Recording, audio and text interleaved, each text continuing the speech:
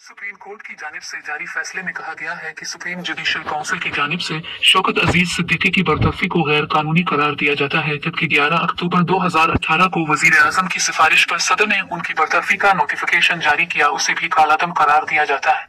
अदालती फैसले में कहा गया है कि जस्टिस शौकत अजीज सिद्दीकी को बहाल नहीं किया जा सकता, उन्हें रिटायर्ड जज तस्वुर किया जाए। वो बतौर जज इस्लामाबाद हाई कोर्ट रिटायर्ड और तमाम राहत में पेंशन के हकदार होंगे, उन्हें पेंशन समेत तमाम राहत मिलेंगी।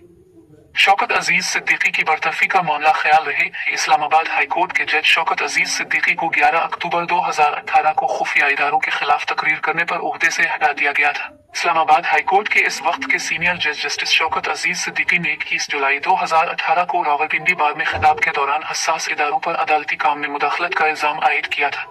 साबिक जज शौकत अजीज सिद्दीकी के बयान पर पाक फौज के शुबा ताल्लुकात आमा ISPR की जानिब से भी रद्दअमल सामने आया था, जिसमें रियासती इदारों पर लगाए जाने वाले इल्जामात की तहकीकात का मुतालबा किया गया था।